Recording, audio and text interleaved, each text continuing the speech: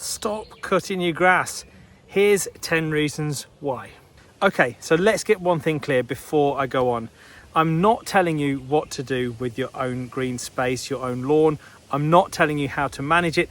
I'm simply telling you in this video 10 reasons why I think you will benefit by letting your grass grow. I'd also like to point out that mown grass has its benefits for wildlife, including things such as blackbirds, song thrush, pied wagtail, wood pigeon, starlings. There are many species of birds here in the UK and around the world that will use mown areas of grass to hunt for insects, to flick over bits of mown grass to look for the earthworms underneath, which is exactly what I've witnessed here in this garden over the last few days. I've had a song thrush and blackbirds doing just that, finding food to give to their young. So mown grass has its benefits. I also cut some of the areas of this lawn here for the benefit of my children so they can ride bikes. I also cut it for the benefit of my dogs. It's easier to manage a green space for dogs and animals if you have a mown area. There's no denying that. This meadow I've got behind me, I'm trying to let go as a meadow. This is a new house I've moved into just over a month ago at the end of March. And if you want to see any of the videos so far on my journey from moving in at the end of March, then check out some of the previous videos, the Georgian Wildlife Garden, where I'm looking to turn an acre of land into an absolute haven for wildlife. But as I've just mentioned, trying to manage a green space when you've got dogs, I've got 3 big dogs and they love running through the long grass. Inevitably the grass gets squashed and it does become difficult. But I want to see with this area just exactly what comes up before I decide what I'm going to do with this area of the garden.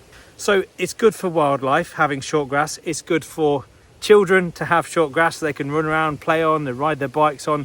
It's good for animals as well. It's easier to see dog mess. It's an obvious byproduct of having pets. You need to be able to see where they have left a little present for you. And that's a lot easier on shorter grass than it is longer grass. So I'm not saying don't cut some of your lawn. I'm not saying how to manage your lawn, but I am saying here are some of the benefits if you do decide to let your lawn grow.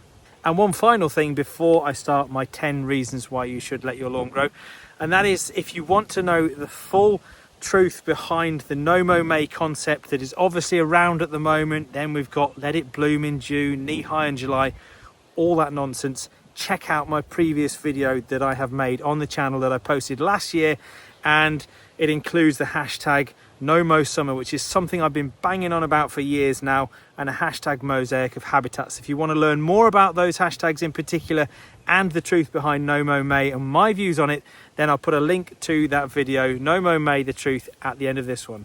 So without further ado, let's hear my 10 reasons why you should stop mowing your grass. So number 1, let's start with the obvious one, nectar and pollen. Now, within your lawn, if it's a lawn that's been established in particular for many years, it's probably already got a wealth of wildflowers waiting to spring into life, waiting to flower and attract more insects into your garden. The trouble is, it's just never had a chance to do that because it's been used to being clipped month after month and week after week in many cases. So by simply stopping mowing, it's probably going to be incredible how many wildflowers pop up and start to bloom in your existing lawn. So give that a go. I'm sure you will be absolutely amazed. But the nectar and the pollen, with the benefits of a meadow with longer grassy areas, is unbelievable. The insect life that will come in to use these wildflowers as a nectar source and a pollen source for bees is absolutely fantastic. So number 1, the nectar and pollen that it provides for our invertebrates, butterflies, moths, bees, beetles, flies, a myriad of insects. Number 2, obviously when these flowers have finished flowering at the end of the summer or spring, depending on when they start, how early or late they are in the year, they're then going to set seed. And this seed is going to be a great food source for many species, in particular birds such as finches, things like goldfinch, greenfinch, chaffinch. You'll also get small mammals as well. Voles and shrews will be eating these seeds, and in the autumn months they might stash a few of those away to see them through the winter. So seeds are going to be an inevitable byproduct of simply letting the flowers bloom in your lawn. Number 3, an absolute wealth of insects will appear in just simply long grass. This meadow behind me is very, very florally poor, which means it's mostly grass. It was obviously laid or sown as turf at one point, and I've no doubt there were probably pesticides or herbicides put on it to try and manage the dandelion population, the dead nettle population, the ground ivy population, all of which I'm pleased to say are now thriving behind me now that I've stopped the continual mowing. Not that I was the instigator of that on this area. I'm letting it breathe and giving everything a chance to grow.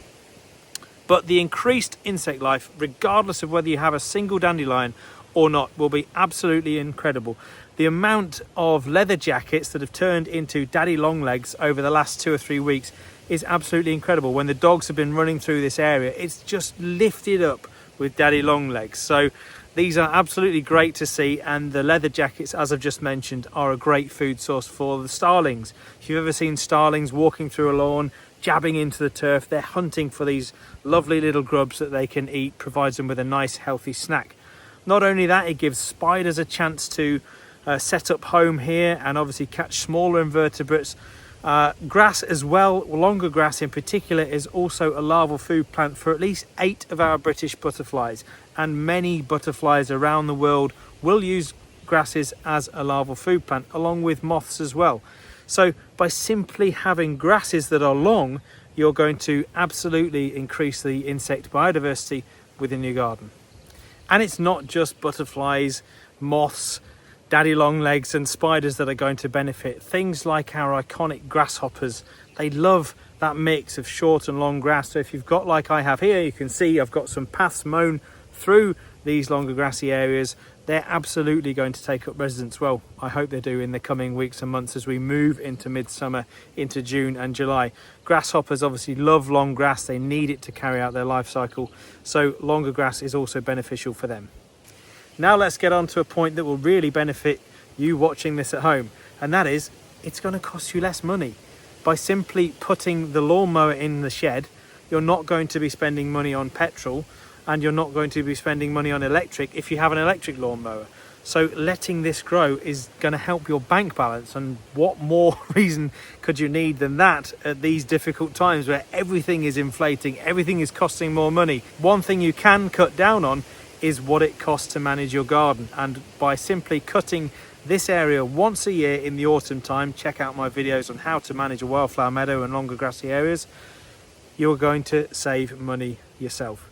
And point number 5, now that you've got all this increased insect diversity within your garden, that's going to attract the next level of predators that are going to come and make absolute use of that food source. So things such as lizards, like common lizards here in the UK, you're going to get things like bats hunting over longer grassy areas at night time because they're feeding on the moths and the insects that are rising out of these grassy areas. You're going to get an increase in birds. So birds such as house sparrows, for example, are going to be in longer grassy areas like this, hunting for the spiders and the invertebrates. You're going to have things like dragonflies. As we move into the later summer months, dragonflies become more prolific. They're going to be going off hunting over longer grassy areas like this to build up their strength before they go back to a water source, of which there will be 1 or 2 or 3 or 4. I don't know how many on this site yet in the coming months, so stay tuned for that one. But they're going to come and hunt over areas like this, their main food source, of course, being invertebrates. Not only that, you're going to get things like grass snakes, which are common throughout the UK, particularly the southern half of the UK, hunting for things such as frogs, toads and newts, which are all going to be in here hunting smaller insects as well. You're also going to get things such as voles and shrews making this home because there's lots of grass for them to hide in, to make their nests in. Which in turn, if you've got a big enough area, like I'm fortunate to have here, and we're back onto fields, just the other side of this hedge here is arable farmland, and we have a kestrel that visits here regularly, sits in that sycamore tree behind me and many of the other trees along the boundary. So by those mammal species moving in here, I'm really hoping we can provide a hunting ground for those, along with the barn owl that I've seen regularly quartering the fields and the margins of the hedgerows outside of this hedge. So fingers crossed they're going to start visiting. Plus things such as hedgehogs, foxes, badgers, they're all going to be rummaging through here for invertebrates, for snails, for worms, anything they can find which is going to provide a nice juicy snack for them. in the evening time throughout the night. So let's face it, with all the above mentioned species, it's pretty apparent that almost everything will use a meadow and longer grassy areas to provide them with a food source. And my next point is that it's therefore going to be better for the environment. By not using a petrol lawnmower, you're not putting more CO2 into the atmosphere, and by not using an electric lawnmower, you're not using that energy that's come from most probably a nuclear power plant or an old coal power plant, or however the energy is provided to your local town. It's going to save using that energy. So by simply not mowing, you are indeed helping the environment. You're putting less pollution out there for everybody and everything. And my next point is that having areas of longer grass keeps the ground itself cooler. Now, you may remember 2 years ago, I think it was 3 years ago now, I can't quite remember, I think it was 2022, it was an absolute heat wave. We had soaring temperatures here in the UK.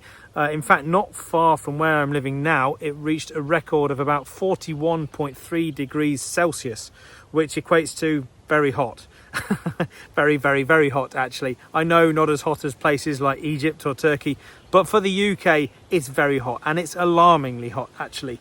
And it really was absolutely baked everywhere you looked, apart from the longer grassy areas. Every parkland you will have driven past, every green space that was mown was absolutely brown, tinder dry, which causes a fire risk, and it also absolutely decimates wildlife populations. The wildflowers, most of them simply can't survive in temperatures that high. So by having longer grass, you're shading the ground, you're enabling those plants to survive even in really hot conditions, or the majority of them anyway. So it's going to be beneficial for keeping the ground cooler and therefore helping with climate change as well. So what a fantastic point. You're keeping the environment around you immediately cooler.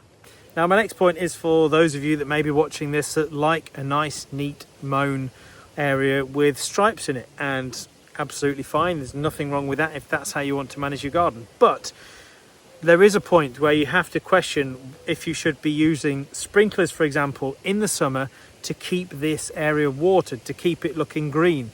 Because shorter grass, as we've just mentioned, is more prone to drought. The ground bakes faster and it dries everything out, shrivels all the grasses up. They simply can't survive if it gets as hot as it did, and even not as hot as it did a couple of years ago. So therefore, many of you may revert to using sprinklers to keep an area of grass wet. Well, that's of course draining our natural resources. So by having longer areas of grass like this, you're keeping the ground temperature cooler, you're helping things stay greener, and you're therefore less likely to have a sprinkler system. Well, you won't need a sprinkler system on something like this, I can tell you that for free. So it's going to save water, save our resources, and help keep everything a bit more drought resistant. So point number 9, and my penultimate point, is that by not mowing your grass on a regular basis, whether that's every week, every 10 days, every 2 weeks, however often that is, you are going to have more spare time to do what you want with, because you're not having to go out there and keep mowing.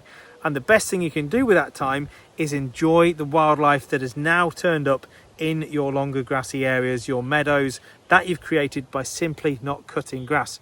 So what more reasoning could you want from that? You don't have to spend as much time cutting the grass, so you can spend it in your garden just enjoying life and watching all the wildlife that will no doubt turn up. And finally, point number 10, and thank you so much for watching. If you're still here at this point, please consider subscribing to this channel. It costs nothing, and also giving the video a like. It helps push these videos through the algorithms of YouTube and reach a wider audience, so that we can help create more habitats for wildlife around the world by spreading my messages, by spreading this information and encouraging more people to help wildlife.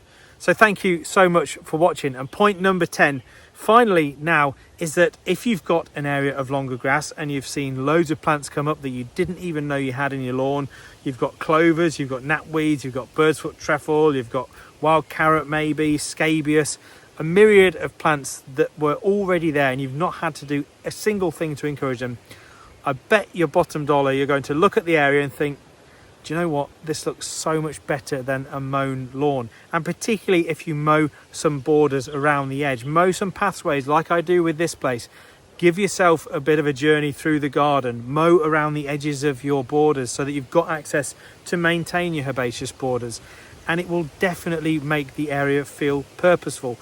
The neighbours, when they look out of their window, if you're conscious of what the neighbours think, then they will look into your garden and think, do you know what, that's meant to look like that. It's deliberately managed in that way because there's a mown path through the middle. And in my eyes, there is nothing more bucolic than a mown path through a meadow area in the middle of summer. What do you think? So point 10, it looks better than a mown lawn. And thank you so much for watching. I really hope you've enjoyed today's video. I hope it's inspired you to go out there and do nothing except mow a few paths around the edges. But thanks for watching. As always, more videos to come shortly as well from the Georgian Wildlife Garden, so stay tuned. Check out the Georgian Wildlife Garden playlist that I've now started on the channel so you can catch up with all the recent episodes. And stay wild, stay tuned, and I will see you all very soon.